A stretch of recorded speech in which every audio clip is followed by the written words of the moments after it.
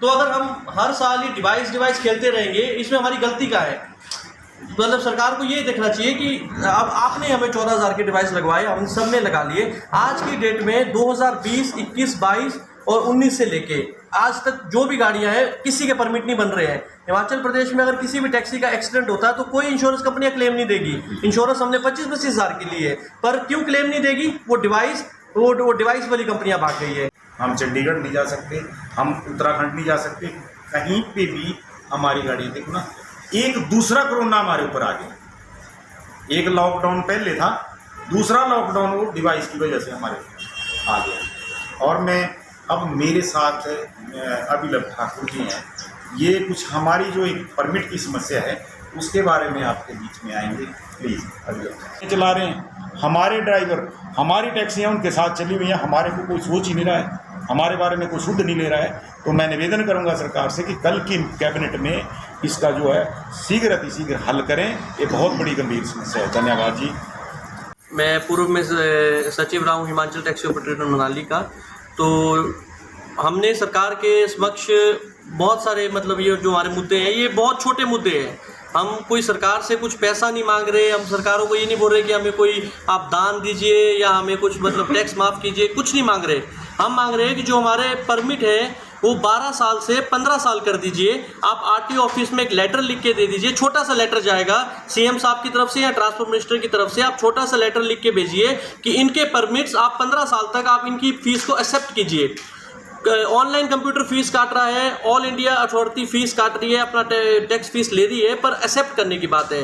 तो हमारा यही मुद्दा है सरकार से बार बार हम ये, और जयराम जी से जब हमने हमारे माननीय सीएम साहब से जब हमने ये चीज़ रखी थी तो सीएम साहब ने खुद बोला था कि ये तो बहुत जायज़ मांग है तुम्हारी, ये तो बहुत आसान मांग है, तुम तो उल्टा टैक्स देना चाहते हो, तो ये तो होनी चाहिए। अब 12 साल तक जी टैक्सी का परमिट खत्म हो जाएगा, उसके बाद वो गाड़ी प्राइवेट हो जाएगी, फिर चाहे 40 साल चले। तो ये एक या कंपनी को फ़ायदा पहुंचाने के लिए, किसके लिए है?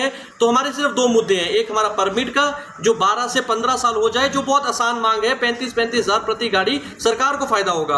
और दूसरी मांग है हमारी जो जीपीएस सिस्टम, जो 2019 में जो आपने अपनी लाडलिया कंपनियां 6 कंपनियों को जो लाडली कंपनी बनाया था कि जी इन्हीं के जीपीएस ले लो, इनसे ही खरीद लो, और बाद में वो कंपनियां भाग गई है, तब आपको अब आपके लाडले याद नहीं जा रहे हैं। जब लाडले आपके बिगड़ गए तब आप बोल रहे लाडले हमारे थे ही नहीं।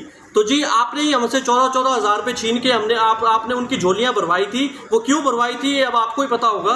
तो हमारे जब अब वो 2 साल के बाद जब हमें परमिट चाहिए, हमने आउट ऑफ स्टेशन जाना है। एक कोरोना तो हमारा खुद लग गया था, दूसरा अब 3 महीनों से हमारी गाड़ियां खड़ी हो गई है। क्यों? हमारे वहाँ परमिट नहीं है, हमारे जीपीएस के डिवाइस चल नहीं रहे हैं। वो क्यों नहीं चल रहे हैं? क्योंकि वो सरकार के चेते लाडले थे और वो कोरोना में वो लाडले उड़ गए और बाद में अब सरकार को सुध नहीं ले रही है। तो मैं सरकार को ये कह दूँ, पिछले चुनाव में हम वही ट्रांसपोर्टर है जो आपके साथ कंधे से कंधा मिलाकर चले थे।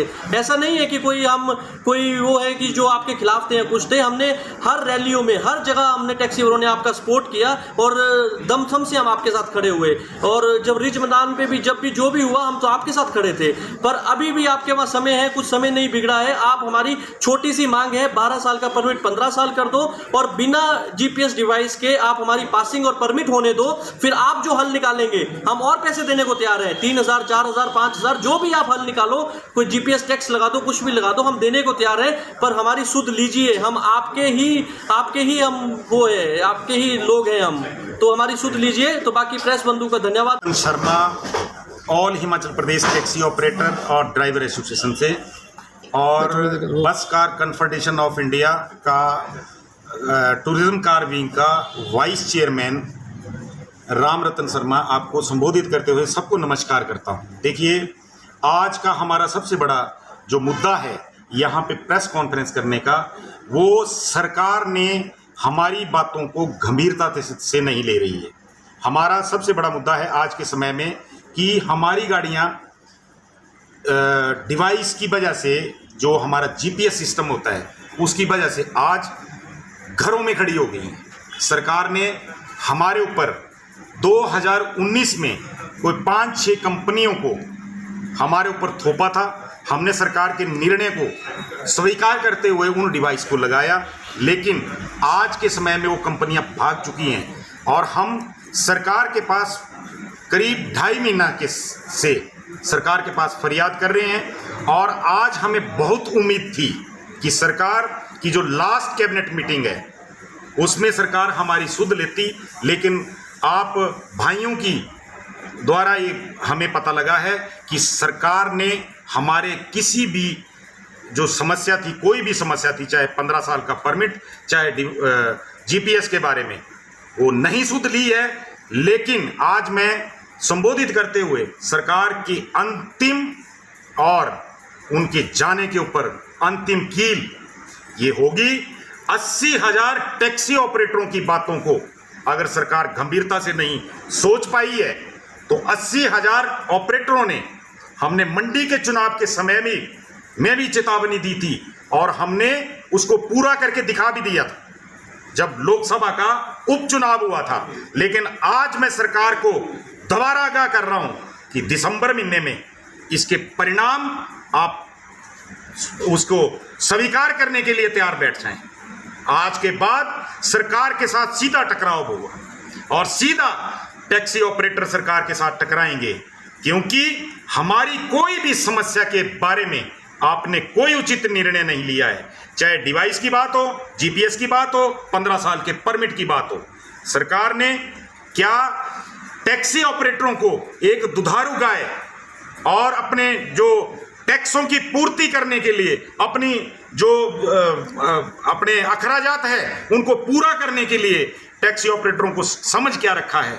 सरकार हमारी बातों को स्टार्टिंग से गंभीरता से नहीं ले रही है। अब टैक्सी ऑपरेटर वो गाड़ियां 2 साल तक बिल्कुल खड़ी रही। उसके बाद जब अब हमने पासिंग और का समय आता है तो बीच में एक नया आदेश जारी कर दिया कि जो भी डिवाइस लगे हैं उनको आप रिचार्ज करवा कर एक्टिवेट करवाओ। अब हम कहाँ पे करवाएं? वो कंपनियां भाग चुकी हैं। 4,500 का वो डिवाइस हमने 12,000 रुपये का खरीदा। 12,000 से 20,000 तक का हमने उसकी कीमत अदा करी। उसके बाद आज ये परिस्थितियां हैं कि वो डिवाइस जो है सिर्फ डिब्बे का रूप धारण कर चुके हैं और हमारी गाड़ियों के ना परमिट बन रहे हैं, ना पासिंग हो रही है। MBI मोटर व्हीकल इंस्पेक्टर जो हैं हमारी गाड़ियों को वारंट वापस कर रहे हैं। हमसे जुड़े रहने के लिए हमारे YouTube चैनल को सब्सक्राइब करें और नई वीडियो की नोटिफिकेशन के लिए बेल आइकॉन को दबाएं। अगर आप ये वीडियो Facebook पर देख रहे हैं तो लाइक जरूर करें और ज्यादा से ज्यादा शेयर करें। इसी तरह के और भी अपडेट्स के लिए फॉलो करें हमारा Instagram पेज himachal.k3।